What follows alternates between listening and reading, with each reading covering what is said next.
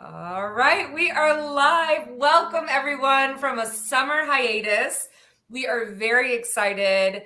I have Jillian and Susie with me today. From some of the folks who know us, you might know Jillian and I from a guide that we wrote together and some of the different DEI initiatives that we are working on together. This is sort of a launch for an upcoming new guide that's coming. Jillian and I wrote a guide for women in tech, and we are venturing into a guide for people in tech next. And the first guide was on the art of the subtle brag, and the next guide will be on the art of the not so subtle boundary. And so here we have our resident expert, Susie. Welcome, welcome, welcome. Thank you for joining us. For those who don't know you, who have been living under a rock, maybe, I don't know, tell us a little bit about yourself. Well, thanks for that warm welcome, Sabrina and Jillian. I'm Susie Gidseg. I am a native Austinite. I'm also a marketing director at Dell Technologies. I lead all the social strategy for the product and solution side of the business. And honestly, I'm really passionate about learning about leadership, digging into leadership, and leading with authenticity and vulnerability. So this feels really in line with my values. You know, and something somebody might, or people might not know about you, is you've also really invested in your own team and being able to have these difficult conversations. And so I'm super excited to unpack that with you. Before we do, again, for folks who maybe have never seen Jillian or her TikToks or her tech talks, Jillian, tell us a little bit about you. Yeah, so I'm excited to be back. I'm glad we kind of took a break to regroup and feel where we were sometimes. And I'll give that as a tip, right? Like sometimes you just have to like step back and reflect on what happened. Sabrina and I had a crazy year. We didn't expect for it to go the way that it did and all the kind of attention and workshops that we started running. So taking this step back was great for us. Like Susie, I also work at Dell, and I focus on our telecom thought leadership. So what's coming in the telecom business, what we're doing, and how we're kind of expanding in that space. I'm also extremely passionate about DE&I, and I love being able to give back through these lives, through our workshops and our guides by bringing these amazing guests on. Yeah, it's been amazing. It's been such a crazy ride. I mean, we didn't expect when we wrote the first guide that we would be working with and doing workshops for Dell and Amazon and Cisco and VMware and the list goes on. And the outreach, the feedback has been unbelievable. So Susie, thank you for your time. This is something that, when Jillian and I were going back and forth about what do we want to do next, this is something that I've found I struggle with. And so I always find that it's best for me to talk about things I don't know so that we can learn together in the public arena. What's more terrifying than that, right? Yeah. So Susie, something that I recently learned about you is that you have a not so subtle boundary. And I'm really encouraged by it. It's something that I think a lot of people wouldn't necessarily know or know even how to navigate. So tell us a little bit about your not so subtle boundary.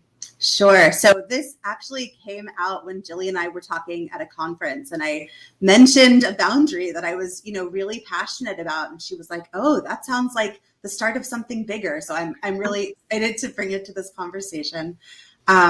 So my boundary actually started a long time ago. I was actually 12 years old. And that's when I set a boundary with my family that I would be no longer traveling by plane. That sounds like a big boundary to set as a middle schooler, but I had some sensory things. It was a super uncomfortable experience. It wasn't something that I wanted to go through if I could help it. And amazingly, my parents were receptive, and I began traveling by train in middle school. I would travel to New Jersey to see my in-laws. I'd travel cross country for different events. And so it was a boundary I sort of always kept to myself with my family and never shared it with other people. So fast forward, I'd been at Dell about 5 years. I was moving into a leadership position. And there was this job that at the time was a dream job for me. And the only problem was that it required a lot of cross-country travel. And so at the time I thought, well, what do I do? I really want this job. I haven't necessarily been open and vulnerable about this thing that was really important to me. But I knew that if I wanted the job and if I was not going to fly, which were both truths, that I had to take a risk and communicate my needs. that wraps it up in a nice shiny bow. It wasn't that nice or shiny, but I did, practice a lot. I did think through how I would present it. And what was really important to me was to not apologize. There's nothing to apologize for. This is an accommodation that I need. I have a solution to the problem and a way to solve it and still be a valued employee on site wherever I needed to be. And that's how I presented it. I said, hey, new manager, I want this job. I don't fly, I travel by train. So it's not going to be a problem for me to get anywhere I need to get to. Trust, you don't have to worry about it. It might be a little bit more expensive for the company and it's going to take me longer. I'll be working on the road, but I've already figured it out. Right. And kind of amazingly, they said, sure. I was thankful to have a manager that was on my side and was rooting for me and wanting me in this job. I know that isn't always the case. But at that point in time, it sort of became part of my identity. So I'd show up at these conferences or events, and the first question was like, I heard you took a train. Tell me about the train. Why do you take a train? And it became something that I was, proud of. That was an alternative way of travel. Wow. I started at the time a travel blog. I'll make not as good as Jillian, but some TikToks traveling around the country on the train. And it was a boundary that just became part of who I was and what I owned. Yeah. So that's the boundary. I'm an alternative traveler. Susie, when you first started, like you shared a couple of times on Twitter, that's how I first saw it, like about your train travel. And I didn't know it was a boundary at first, like in transparency. Like I was like, yeah, cool. She wanted to take a train. That looks fun. Right. And then you brought up that like we started talking about the why. And I was like, oh, that's fascinating. And it aligned with what Sabrina and I had been talking about before. But like, how do you deal with when someone says like, that's not a boundary I can accommodate, or like potential backlash, or you had, to your point, a supportive manager, but like, what if you don't? Like, what is your, kind of advice for working through that? Or, and another great thing you said you did was have a solution. So, what if you don't have a solution? Like, how does that all work? So I do think a solution is important. I think with any accommodation or any boundary, you need to know what will make it successful for you, or like what you need from them. I find that most managers or leaders, like most people have good intent. Most people want to help. Most people want to be in your court, but most people have no idea how to do that. So I think that's the first thing. Come with some sort of solution. And a boundary like this, the very loud, unapologetic boundary, you're doing because you don't have another choice. My other choice would have been not taking the job, staying quiet, not advancing my career, not supporting the business with what they needed. And that sort of sounds like a lose-lose to me. And I know when we talked about it, it was like, I have to say it. I have to be brave. Bravery in the corporate world was not something I think before COVID we talked about a lot. You sort of, got through it and, kept your private life private and your public life public. But I think for me, that was the first blurring of my like public and private personas, where I'm going to tell you something about me. You may not totally get it, but you should trust that like, this is a boundary, this is important to me, and I've already thought through the solution. My hope is that most managers would understand that. And if they don't, candidly, it's probably not a team that's a good fit for the long haul.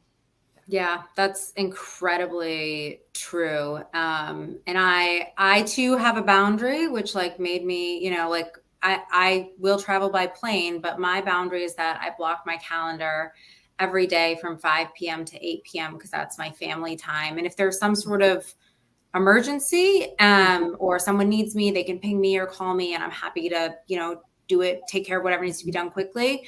But I don't want standing meetings during that time where I know that I have to be on a meeting, because that's my family time. And if, I need to meet with, Asia or like Pacific time zone after 8 p.m., I can totally do that. Right. Like that's so, and no one's ever complained. Like no one's ever said anything because, my work is done and I'm available, the rest of the day, or like I said, at night if need be. But setting that boundary has been, people are like, I can't believe you do that. I'm like, really? You can't? Because people are afraid, to your point, to like blur those lines. Or like for me, you know, for you, it's a personal boundary. And for me, it's a personal boundary around my family. And it blurs the lines a lot to say that, right? And I wonder if part of the blend, because both of you do this so almost seemingly natural that I think it can be easily overlooked, is that you're setting an expectation, but you've given it deep consideration. Jillian, you're blocking out your calendar. Susie, you're coming ahead of time. You're not waiting till you get the job and then going, oh, Mr. Manager, Miss Manager, I'm so sorry, but I also don't travel by plane. So you're coming out up front, which already establishes trust to say, I'm not going to hide this from you. I'm also not going to be embarrassed about it. And I've come with a solution. And the reason I have all of these things in order is because I've really thought about it. I've really considered what are the implications, not just for me, but for the business. Jillian, you just talked about here's how I can problem solve when there's a meeting in a time zone that I'm not able to take a meeting. And here's how, Susie, to your point, here's how I'm able to adjust. And then I think the real growth is when you're able to, what you were just talking about, Susie, is say, this is a part of my identity, and blending your work and private life in a healthy way, I think is so powerful. And I think it's so empowering when we're able to do that. I can only imagine at first how terrifying it was. And everyone knows how I'm into this, like do things that are scary. And I think that is something that was probably a growth moment for you, if I had to guess. Is that fair? Yeah, absolutely. I'll say that, I've set other boundaries in my personal life and my work life, but that was the first and biggest one, the one that felt like it carried the most weight. But I think with any other risks or any other things that could possibly be scary, that the first one's usually the hardest. And then once you realize that, hey, I've put this out here, it was received, whether it was received well or not, it was received, then the other boundaries or other ways to advocate for yourself come easier. And a little less scary, a little less intimidating as you go. That's part of the power of doing these kinds of things. Exactly. Yeah. And I think it promotes inclusivity too, Susie, maybe not in like a, traditional way, I'll say. Like, it's not about like people looking different or being different or anything like that. It's about like if you're able to accommodate people's boundaries just because of, their home life or their, personal needs, creates a really inclusive culture where other people feel like, okay, I could still be a part of this culture, even though I don't fly, or I don't do, or I need to block my calendar for an hour because I have to, pick up my kids, or whatever the case may be. Right. Like, sharing this stuff makes it known. And I saw a couple of these posts actually on, I think it was like Working Parent Day, where people were like, they didn't say I have a boundary, but it was like, I feel included as a working parent because I can go do this and I can still be really effective at my job. So it really promotes that inclusivity by creating and respecting these not very subtle boundaries. And I think when you do put a boundary like that out there so clearly, you didn't apologize, I didn't apologize, my team, when they've set boundaries, I'm thrilled when they don't apologize. I think that's respected more. I don't want someone to say, I have to go pick up my kid. Oh my gosh, I'm so sorry. Like, what, I'm going to ruin no, you have to go pick up your child, do your thing, come back there, especially when you have a level of trust. I think that's another part of it.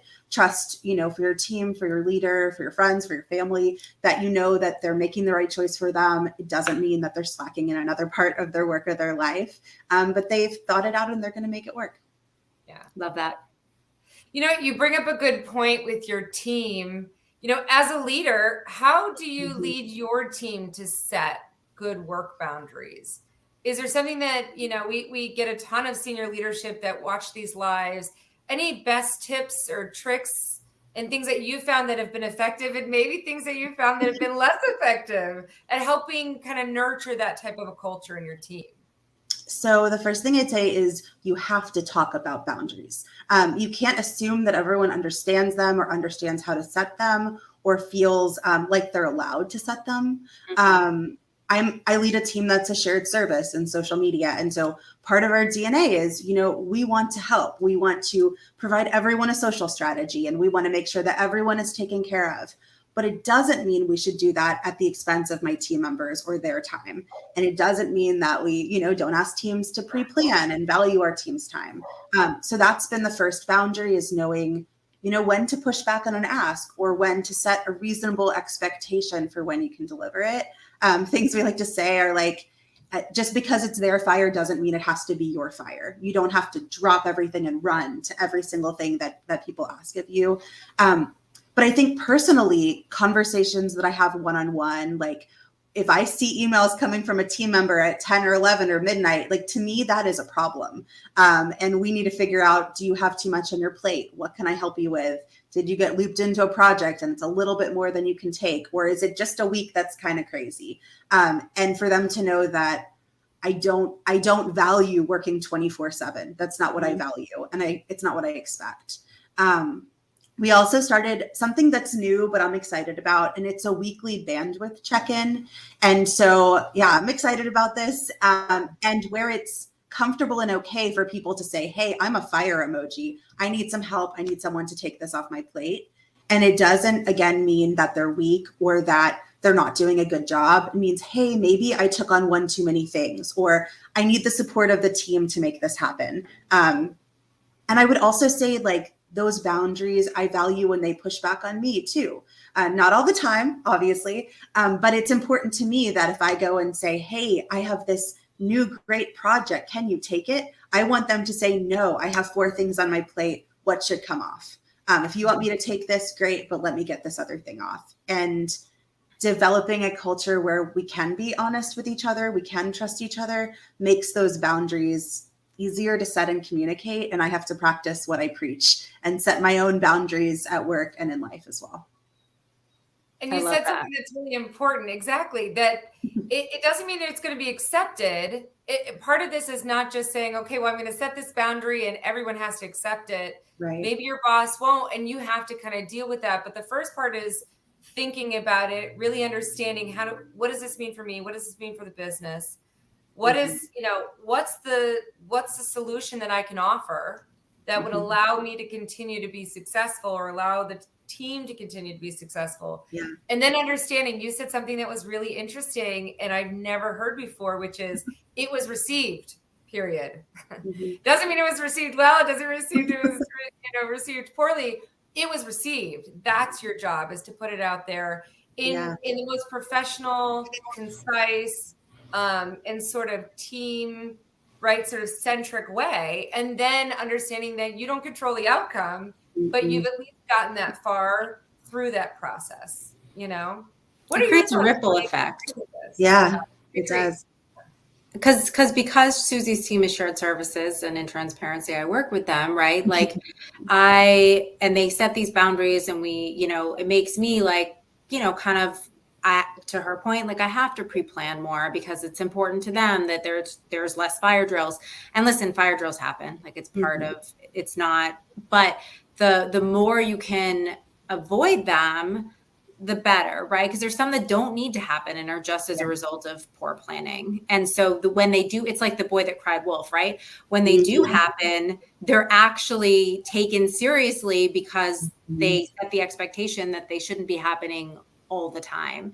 And that helps in turn everyone work together better, get along better.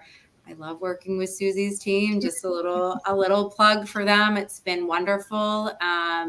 And they're always, I never feel unaccommodated. Like I'm always accommodated. It's not like the boundary is like, oh, we can't help you. It's just making sure that I do my very best to pre-plan so that when there is a fire drill, it's really taken seriously and cared for. And it always is. Yeah. Thanks, and that's the big thing, right? Is, and that's kind of what we've unpacked this whole time, is that there's always a solution. It's not just a no, it's a no and. It's a no, I can't do this right now, but I could do this tomorrow. Or I could do this right now, but I'm going to have to let this drop. Yep. Or maybe it's I can do both. I understand that this is a crazy week, but next week I'm going to need to take time off because it's my week to take my son to soccer. I don't know. You know, there's a give and take about that I think is a newer conversation for a lot of leaders and for a lot of team members. Yeah. You know, or maybe this feels uncomfortable or feels different, you know? I'll say that if you have that feeling in your gut that you have to say something or you have to communicate something, that's what I try to listen to. You know, if someone asked me to do one more thing, or if someone said, well, you have to fly, that's my cue that I have to bring out the careful boundary. Just like you said, Sabrina, not the direct, no, I will not do that, but this is what I can do. This is what my boundary looks like in practice. And I think that's the skill set that we all have to risk a little bit and try. Yeah. Yep. If you don't put it out there, that's why we call it the not so subtle boundary. I think everybody loses. You kind of put like some wishy-washy boundary out there, you get stepped on, you feel invalidated, then you let that trickle down, Jillian, to your point, to your team. Whereas if you can set a healthy, not so subtle boundary with solutions, with a team-centric approach, I think everybody wins at the end, or most of the time, more often than not, they do. Or you realize that maybe is not the best place for you. Mm-hmm. It might just not work, or you're not the best for them. You know, I mean, sometimes that's just the reality. But something that's important for us, maintaining this sort of balance, you know, or harmony, as Jillian calls it, you know. I call it happiness. There you go. I hate the word. It's not a word. I hate the phrase work-life balance, because to me it means that both are equal all the time, or you're trying to get both equal all the time. It's just not the case. Like, it's all about happiness and creating what works for you, which for me doesn't mean that they're equal all the time. I mean, when I travel, work takes forefront, right? I'm not home. And so that's, you know, there's times to Susie brought this up. Like, is it just a crazy week for you? Because you can't function like this all the time. There are weeks where, like, you know, you're working a little extra because you need to, but you can't be doing that all the time. That's how you get burnt out. And there are weeks where my family is taking, you know, more of the forefront because they need to, and that's okay too. For me, it's never a balance. It's about creating a happiness. I love and that. I'm really happy. So it's working. Good. It's working. Good. So we're just at time. These never feel like enough time, but we have to be short and concise. And there's a lot of science behind microlearning. So Susie, for those who want to know more about you, where can they find you, and where can they find these travel TikToks? So you can follow me on Twitter. I can definitely throw my tag out there for anyone who'd like to follow me. I'll also be starting a fun LinkedIn Live series myself, talking about leading questions with other leaders, sort of digging into more of this, how we can lead with authenticity, what are the roadblocks we've run into. So I'm happy to share that as well once it kicks off. Awesome. Looking forward to it. And Jillian, for the few people who are not following you, where can they find you? How can we find these tech talks? Right here on LinkedIn. I post everything right here on LinkedIn. I've had some pretty good 90s boy band throwbacks lately, and I have some more coming. So stay tuned. Yeah. Well, thank you. This is an important topic. And like you said, Jillian, stay tuned. More to come on the art of the not so subtle boundary. Thank you. Thanks for having me.